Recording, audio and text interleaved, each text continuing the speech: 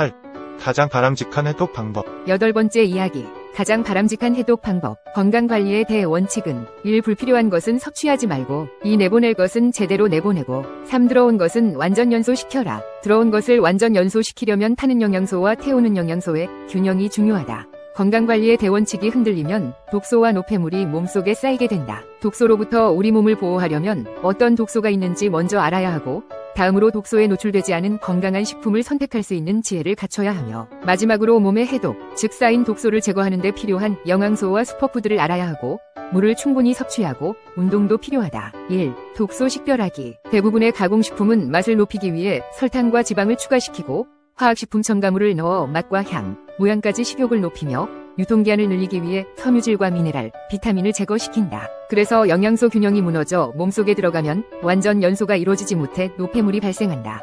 지금은 독소나 화학식품 첨가물, 중금속이 들어있는 식품 등을 찾아낼 수 있는 지식을 갖추는 것이 필요하다. 독성이 있는 의약품이나 화학식품 첨가물, 농약, 제초제, 가정용품을 생산하는 회사들은 자사 제품이 안전하다고 홍보하기 때문에 이를 분별하는 일이 쉽지 않다. 더구나 이들이 겹쳤을 때 나타나는 부작용인 칵테일 효과까지 겹치면 더욱 큰 문제가 된다. 식품 회사들은 원가를 줄이면서 입맛을 중독시키기 위해 연구하는데 우리는 몸에 해로운 화학 첨가물을 가려내는 노력이 부족하다. 2. 독소 회피하기. 독소가 어디에 어떻게 들어있는지 파악했다면 이제는 식품을 고르는 기준을 새롭게 바꾸어 독소가 많은 가공식품 등은 소비하지 않는 현명한 소비자가 되어야 내 몸을 지킬 수 있다. 독성이 높은 식품이나 제품에서 독성이 없는 재료로 바꿔야 한다. 주방의 식용유, 정제 설탕, 정제 소금, 화학 간장 등도 건강한 기름인 생들기름, 참기름, 올리브유, 아보카도유, 코코넛유로 바꿔야 한다. 유기농 설탕, 천일염, 죽염, 갯도염, 그리고 천연 발효 간장 등을 사용하는 노력도 해야 한다.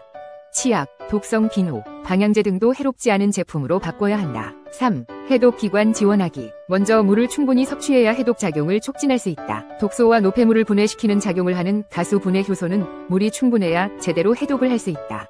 몸의 해독기관인 간, 신장, 소화계, 림프계 등이 건강하게 기능할 수 있도록 미네랄과 비타민, 섬유질이 풍부한 채소 섭취를 늘려야 한다. 주식보다 부식인 채소 반찬을 2배로 섭취하라. 50회 이상 꼭꼭 씹어라. 12시간 공복을 가져라. 마음을 편하게 하라. 수면의 질을 높여라. 인터벌 운동을 하라. 4. 만성 퇴행성 질환이란 음식 섭취와 신체 활동 등의 생활습관이 잘못되어 나타나는 병이라는 뜻으로 생활습관 병이라는 용어가 1996년 일본에서 처음 사용되었다. 성인병이라는 용어 대신 생활습관병이라고 쓰는 이유는 만성질환이 성인에게서만 발생하는 문제가 아니라 잘못된 생활습관을 가지게 되면 어린이를 포함한 누구나 언제든 발생할 수 있는 질병이기 때문이다. 잘못된 식습관과 생활습관에 의해 만들어지는 병이기 때문에 습관병이다. 습관은 바꾸기가 쉽지 않다.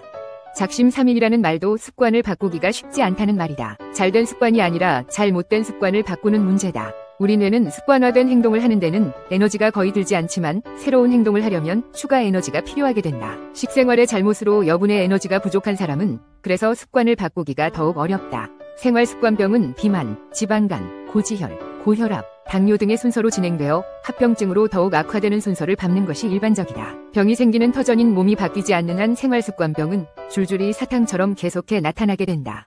어떤 질병부터 나타나느냐는 개인별로 차이가 있을 뿐이다. 생활습관병은 병명 그대로 생활습관이 잘못되어 나타나는 질병이다. 생활습관 중에서도 대부분이 식생활이 잘못되어 나타난다. 식생활의 가장 큰 잘못은 영양 불균형 식단이다. 당질의 과잉 섭취, 즉 밥, 빵, 당도 높은 과일, 청량음료, 과일 주스 등의 음식은 지나치게 많이 먹고 채소는 너무 적게 먹는 영양 불균형 식단이 생활습관병의 주범이다. 상온의 비커에 개구리를 넣고 서서히 열을 가하는 실험이 있다. 개구리가 뜨겁다고 느껴 탈출하려는 순간에는 이미 신경이 마비되어 움직일 수 없게 된 뒤다. 우리도 당질 과잉 섭취로 생활습관병을 만드는 식습관 때문에 이 비커 속의 개구리와 같은 신세가 되어가고 있는 현실이라는 사실이다. 서서히 높아지는 물의 온도를 느끼지 못해 죽음까지 이르게 되는 비커 속 개구리처럼 서서히 나빠지는 그러나 치명적일 수 있는 만성질환에서 벗어나기 쉽지 않은 환경에 처해 있다. 영양의 균형이 깨지고 운동이 부족하고 스트레스에 시달리고 해로운 화학성분과 공해에 노출되는 생활습관이 성인은 물론이고 어린이들까지도 만성질환에서 자유로울 수 없게 만든다.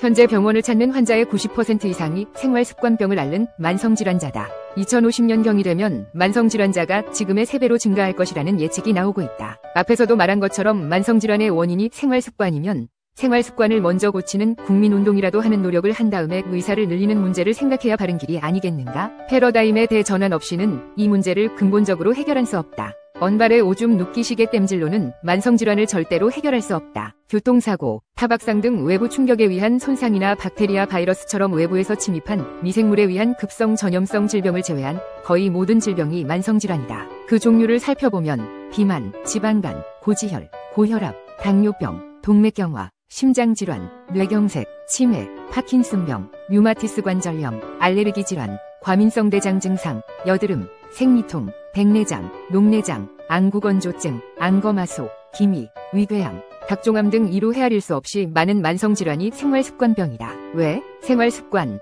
그 중에서도 식습관이 원인이 되어 일어나는 병이기 때문에 원인인 식습관을 바꾸면 다 함께 해결되는 것이다. 이것을 각 증상마다 따로 약을 처방받는 일이 바른 대처법인지 여러분 스스로 판단해 보시기 바란다. 한 예로 지방간을 일으키는 식생활은 결국 같은 뿌리인 고지혈증, 고혈압, 당뇨병 등도 예약하고 있다고 할 수 있다. 당질 위주의 식생활을 바꾸면 지방간, 고지혈, 고혈압, 당뇨, 비만이 한꺼번에 사라진다. 히포크라테스가 말했지 않은가? 음식으로 고칠 수 없는 병은 약으로도 고칠 수 없다고.